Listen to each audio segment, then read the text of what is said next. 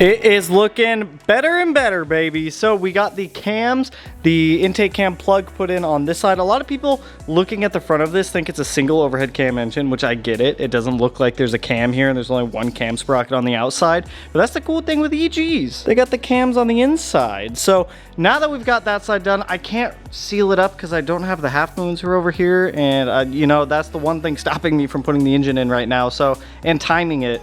So, well, the cam seals are stopping me from timing it, but those will be here tomorrow, so I'm not too stressed on those. But I'm gonna go through and get some of the other accessories on here, such as the water pipes, everything else I can do in this area, get the timing cover on. It will keep chooching right along here. But dude, it's looking like a full engine again, and it genuinely makes me so happy to see this thing coming back to life. So let's get some water pipes on. Let's get everything we need, the oil dipstick tube on, everything behind the timing cover, so that way we can get our timing cover on here.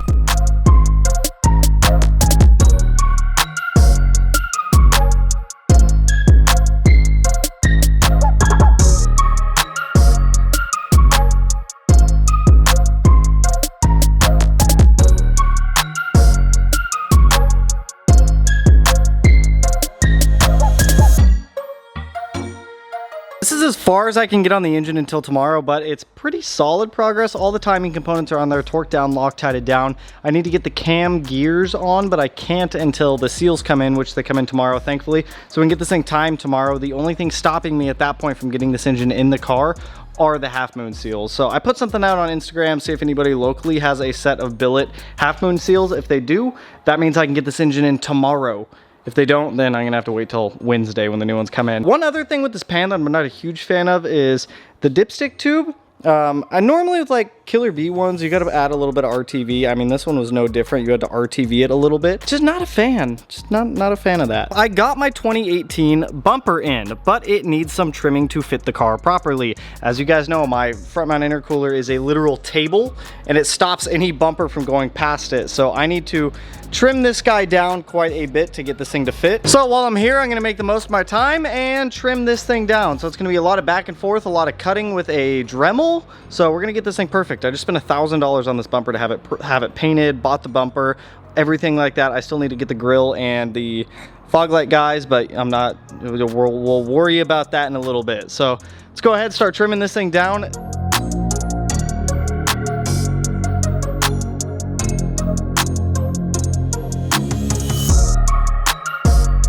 Weirdly enough, this bumper did not take as much cutting as the other one needed, so we were able to keep a good portion of the front end of it. It clears the top of the intercooler by literally millimeters right there. I am still gonna have to trim up the fog light housings back here because as you can see, our intercooler piping is gonna go straight into that on both sides, so sick!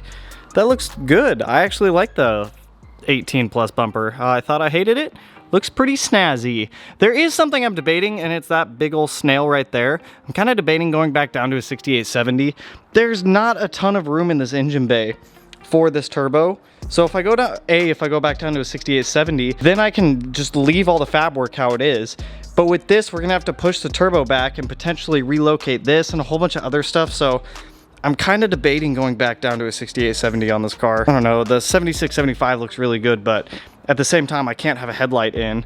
There's no room for anything else, so I don't know. I'm on the fence about it, but sick. I'm on standby until tomorrow, until USPS drops off our cam seals. Once those get dropped off, we can get this engine timed, and then at that point, the only thing stopping us from putting it back in are our half moons back here. So hopefully someone local has a set I can buy off them. If not, then looks like we're waiting until Wednesday. But party people, it is the next day, and can I get a what? Because we got our cam gear seals in, or cam seals in. So I went down to Subaru this morning. Thankfully, well, USPS failed me because they were supposed to deliver them today and they didn't. Luckily, the EG33 cam seals are the exact same as single overhead cam engine cam seals. So they had an abundance of them in stock, so I was able to grab two. I've got two more on the way. I can just put in my spare parts bin, or my spare seals bin, so that way I have them. But that means we're good to start timing this engine. So if you look right there, we got one cam seal in there, and then on the other side, we got the other one. Now, with this, something that I learned last time, which is kind of important to know, is this. So we use Nord locks on our cam gears. If you don't know what Nord lock is, it's these little washers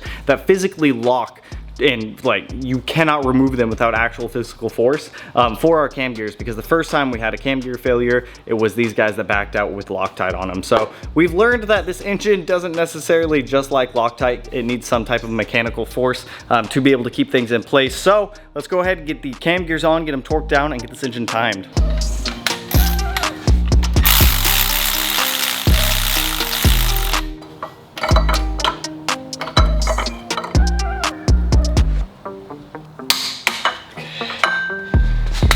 That one.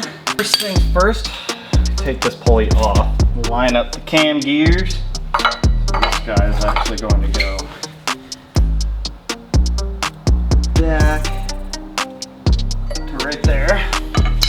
Luckily, my timing belt still has marks on it. I mean, it's not really needed, but right there, timing marks are lined up. Cool. We're going to,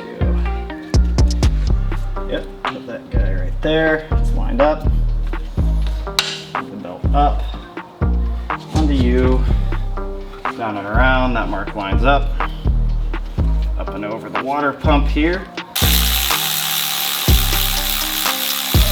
Go in your home.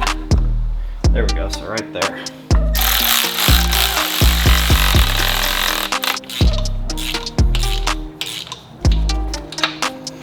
Which that one went on way freaking easier. I'll torque these two down after. Let me do a quick timing mark check. We're good there. See a lot of slack here, but that'll all get pulled out by this guy. So arrow's facing point up, arrow's facing point up, arrow is facing directly up, arrow is facing directly up. We've got our timing mark here lined up. We are lined up on our crank sprocket. We are lined up on this cam gear, which means we're good to pull this pin. So the way that I do these is I'm gonna pull the pin, let it sit for about 5 minutes, then turn it over by hand, let it sit for another 5 minutes, turn it over again, check belt tension, make sure everything's good. This is gonna clean up a lot of the slack out of this belt. So, sweet. Let me grab a pair of pliers, pull that pin out. Bum, bum, bum, bum. Bum, bum, bum, bum. And it's been pulled. So now we're gonna let that guy sit. I'm just kind of pushing down on this tensioner to let that guy chill. So we're gonna let this sit for a couple minutes, and then we'll come back through and make sure that everything is all good.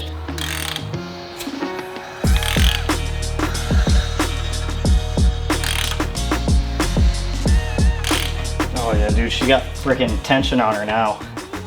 That feels great. All right, I wanna do 1 revolution, make sure we're still in time. Actually, it's gonna be 2 revolutions, because 1's not gonna be enough. We're gonna be 180 out. And it says there's a top mark right there, which there is. It's a little arrow. Always check, double check. The alignment mark is there and the top mark. So there's a small little arrow on the front of the crank sprocket here. There's a line right here and then a line on the oil pump. You make sure you line all those up. So we are in time and belt tension feels glorious. Everything looks and feels solid. I've got everything Loctited down. I need to re-torque down these 2 pulleys, which those torque specs are 35 foot-pounds, so let's torque those down. I need to put my belt guide on here, and then we can get all the timing covers on. Dude, this thing looks fucking great. Super happy with this. Tension feels glorious. We got our Nord locks on. Everything's Loctited down. Dope. Let me get all the little stuff on here, like the belt guide, the timing belt covers, all that stuff.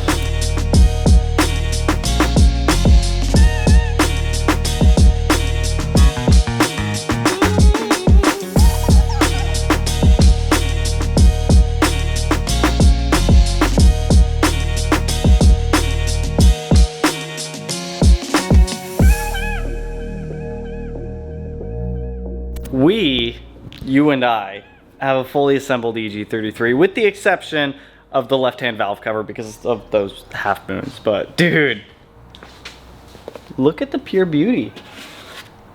That's my new engine. That's going in my car. This little beauty is all timed up, timing covers on, fluid damper put back on, ready to go. The legit only thing keeping me from getting this in the car right now are those half moons, which sucks. Nobody locally has a set, so I'm stuck waiting for mine to get here. They'll be here on Wednesday, so I can't get this engine in quite yet. What I can do for now though is start pulling out all the stuff that's in the engine bay now and setting it aside and getting the engine bay kind of cleared out to get the new new engine in.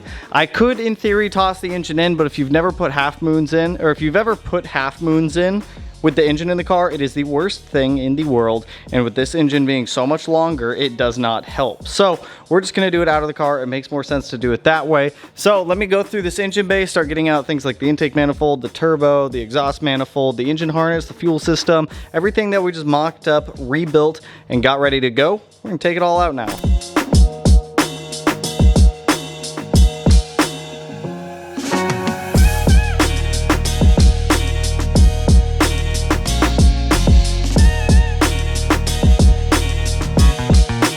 So we've got everything torn out of here that we can for now. I can do the exhaust manifold, but I'll do that once I get the car up in the air. I just need to bring the engine hoist over here. Once I get the engine hoist over here, we can yeet this dirty, crusty old mock-up EG33. Set it aside. I'm gonna keep this in a bin because you never know when you're gonna need like a spare block or spare heads or something like that. So then we can put in our big, beautiful zinc hardware covered, I'm trying to think of words, shiny, adjectives, descriptive words, bulky, huge, cammed, closed decked, half-inch head stud, big turbo, living EG33 back in the car, baby. Unfortunately, that's all I can do on blue until hopefully sooner than Wednesday, but no later than Wednesday, because that's when our half moons come in, so I can seal up this cylinder head, and then we can just drop this engine in the car, get our Exity triple disc on there, get everything mated up, make sure the clutch works, is actuating, and then actually start putting this EG33 together, get it running again. But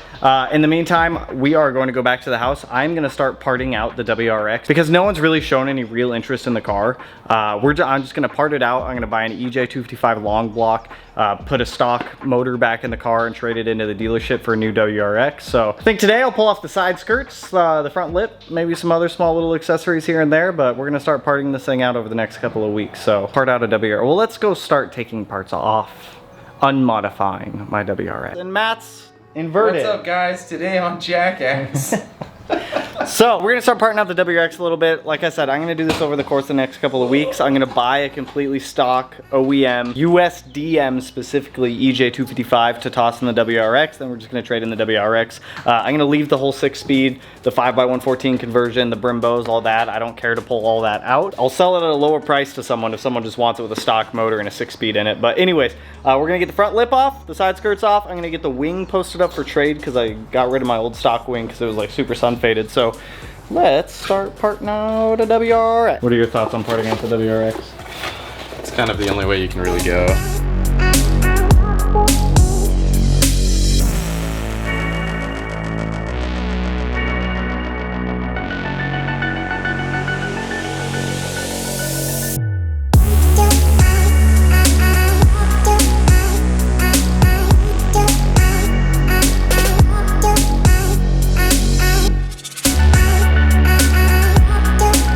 Got the side skirts off, the lip off, the carbon fiber strut tower brace. I swapped out the old LED or the new LED headlights that I just put in there back for the halogens in there. That's completely blown out. This coming week, I'm gonna get the WRX in the garage and the RX-7 out of the garage. I am just waiting on some suspension stuff to come in for the RX-7 so that way I can get the wheels back on it, put it on the ground, push it out, get the WRX pushed in, start tearing the WRX apart. Like I said, it's gonna go back to stock for the most part with an STI 6-speed. No more tune, no more rotated kit, nothing like that. So the rotated kit will be for sale. I've got a lot of stuff posted up on Instagram right now. The WRX is fun, but yeah, you gotta come to the realization that if you're gonna grow, you gotta do new things. So I love the WRX. I'm still gonna drive the WRX for the next couple of days until I start parting it out and getting all the go fast bits off of it. Put a stock, like I said, put a stock motor back in there, revert it back to stock, STI 6-speed, either sell it privately or go trade it into the dealership at that point. So, but that's all I got for you guys in this one. A little bit of a shorter video. I wanted to get more done on blue, but with the half moon situation, there's nothing I can do. I'm not gonna put stock, I could put stock half moons in there, but the stock ones are prone to leaking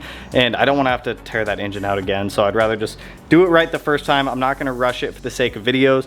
Do it all right, do it properly, so that way we don't have to keep playing this back and forth with pulling engines out. So like I said, that's all I got for you guys on this one. I'll probably do a little bit of work off camera on the RX-7 tomorrow. I want to get the paint detailing videos. They're kind of boring in my opinion, so I'm gonna get the RX-7 clay barred, get the paint corrected, get a sealant put on it, so that way when I push it out, it doesn't get any sun damage because some of the clear coat is already fading on it. But like I said, that's all I got for you guys on this one. If you like the video, you know what to do. Go to hit that like button, turn it black, blue, green, yellow, purple, silver, cyan, whatever color it might turn for you. And if you're not already subscribed to the channel and you want to be, put it in one of these corners. No idea which one quite yet. But with that, I'll catch you guys in the next one. So peace out, homies.